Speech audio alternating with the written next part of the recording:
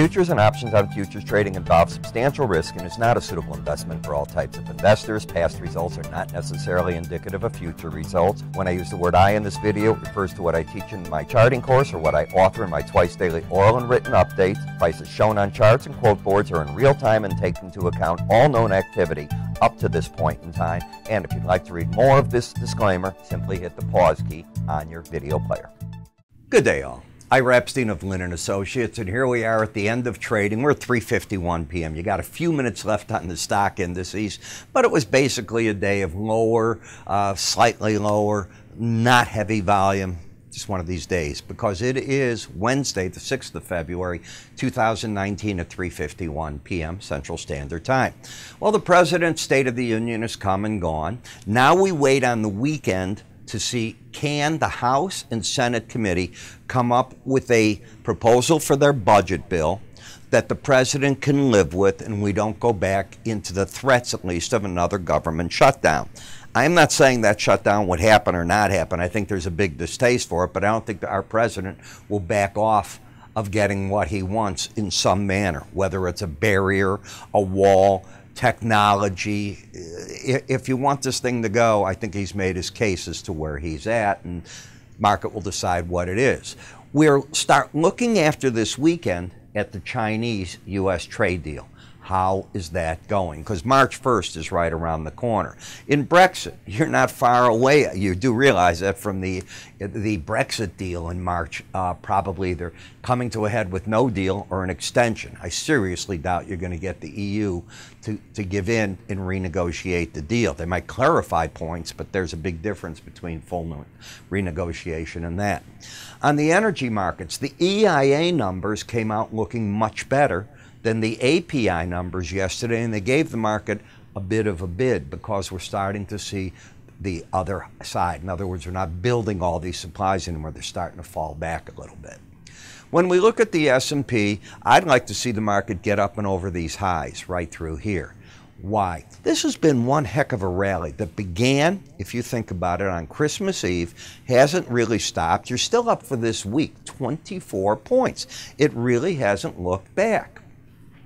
When we take a look at how the rally's gone, you're back into an area of resistance. There is every reason for a stall area to happen here.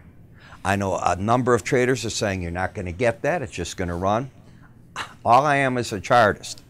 When looking at the chart trend, it's up. You see that. Higher lows, higher highs. There's no questioning that.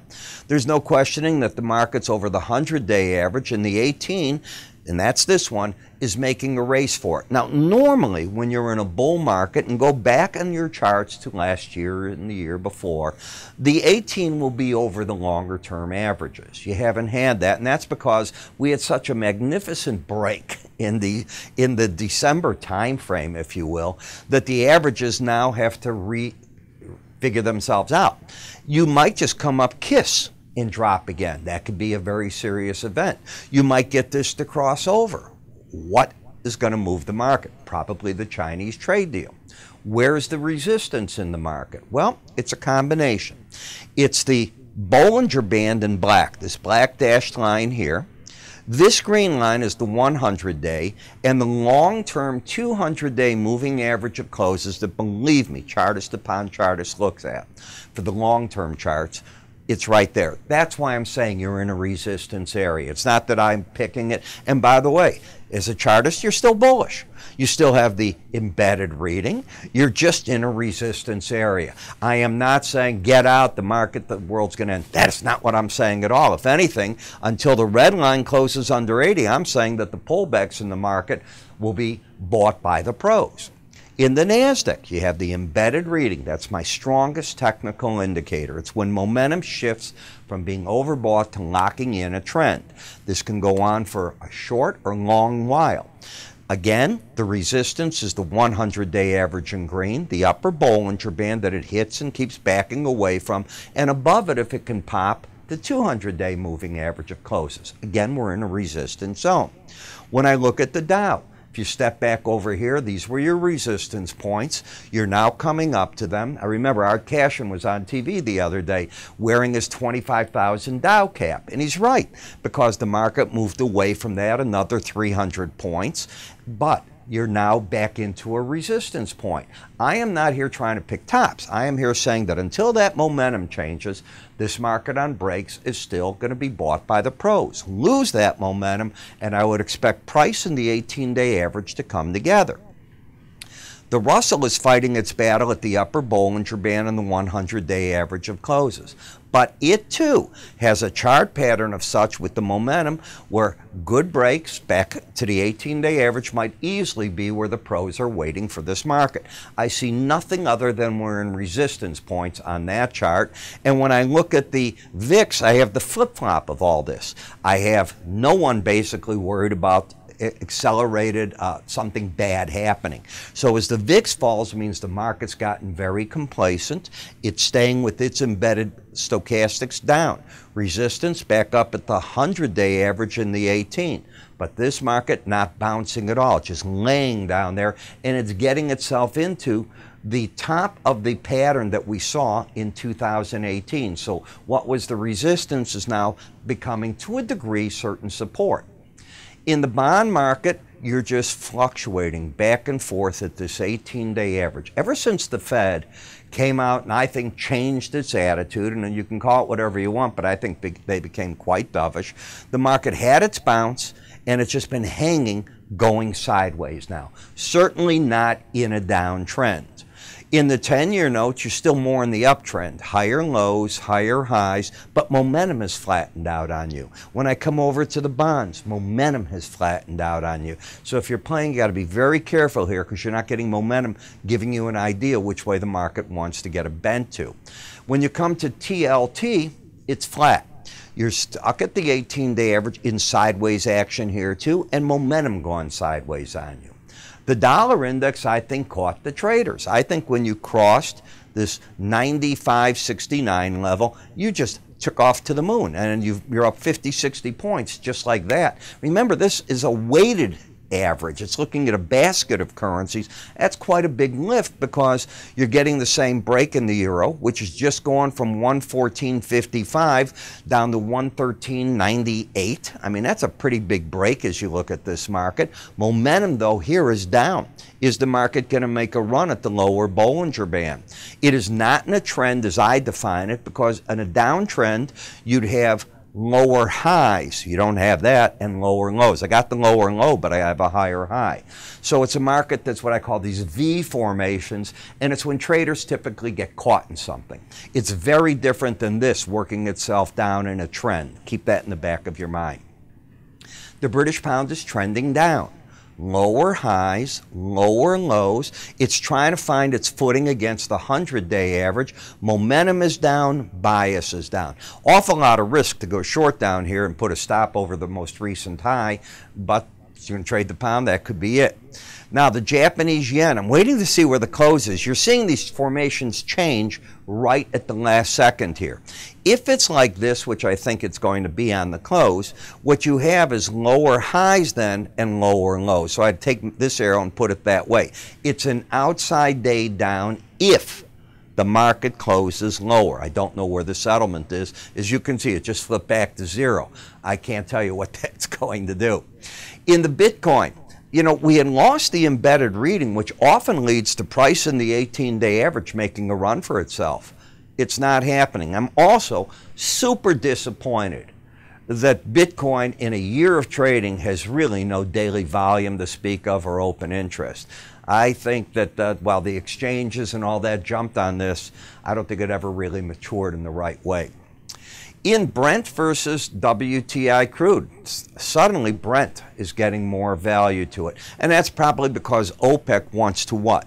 They're trying to cut their numbers. If you look today at some of the numbers that came out on crude, and they were in my reports, we increased our production by about 300,000 barrels a day. I think it was in November, if I was right, the numbers I saw. So we keep moving ours up in that differential. We have more crude versus them taking crude off the market or trying to. But look at this. This is what you wait for as a trader. This is the action that one day Pandora's box opens from and you get these big trends. If it's to the upside and you break out of these Bollinger Bands, the 100-day average could be the target at 67.72. We'll see what happens. I say the upside because higher lows, higher highs. It hasn't given me a reason to think down. The same thing is in the WTI. It's stuck, though, very much against this 18-day average and up here. If these markets break out, wonderful. But momentum is fighting in this market. At least in this market, I have flat momentum in the Brent. WTI, it does not have that. These are not fun charts. Rebob gas. Look at how the Bollinger Bands have narrowed in. Please go back and do your work on when you narrow in on these Bollinger Bands this much and take a look forward as to how they get resolution, because the key isn't can you pick the up or down. Sometimes traders take on a strategy. They'll buy further out calls, further out puts, and figure out, let it take its tone from there. You know, traders that will think it stay in that, well, they're doing the opposite. They're writing puts and calls trying to collect the premium. But when you get really narrow, you don't stay that way that long. In nat gas, the bearish embedded reading to me dictates the day. When it's lost, I would then have reason to say this market's ready to bounce. Right now, that just isn't the case. So you put it together and you come up with game plans. And my purpose here is to talk to you about what I do and how I started in this game. 50 years ago, I began. By September of this year, I'll be in this 50 years. That's a heck of a long time, isn't it? And how I learned was sitting next to pros, them teaching me charting and so on. Then I started buying advisory services, and in the old days there were no computers to speak of like we have today. The internet revolution is what, from the 80s on, if you really think about it. Well, what I do is I try to do for you how I learned. And today you use all the modern tools. So in the mornings I come in, and at 8:30, I start recording 40 charts. I go through all the major stock indices, the currencies, and so on. My charts will look like this. I will explain in those videos what each of these numbers are, why they're important to where. The beauty is I record in this sequence all the time, so if you wanted to just get to the interest rate futures, you grab the bottom, just drag to that, and away you go. You could watch the whole thing as well because you learn from that. At least I try to teach from that. Then where I take you on it is you're going to want to know, what do I think of the market? Because you probably have your own trade ideas. You're looking at something and you're going, gee, I need maybe something to push me over. Maybe he's going to say something that talks me in or talks me out of that. The idea is a sounding board.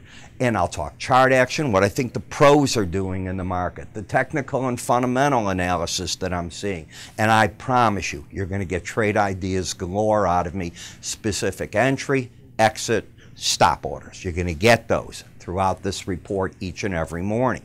So that's the idea. Now, in order to make it work, I've got to get a price on it for you that makes it a non-event for you. And I knew that. So what we did is we looked back and we said, okay, what if we just do this as a video, not my normal writings, which takes me, I write 2 to 3 reports a day. It's an awful lot of time. So I did it for $7.95 for the first 30 days. That's 22 business days approximately. Out of that, I'm also going to give you my handheld device. And mine works, you know, just like yours. You'll have your phone, and away you go with it. You bring up your quotes. The beauty is there's push notifications.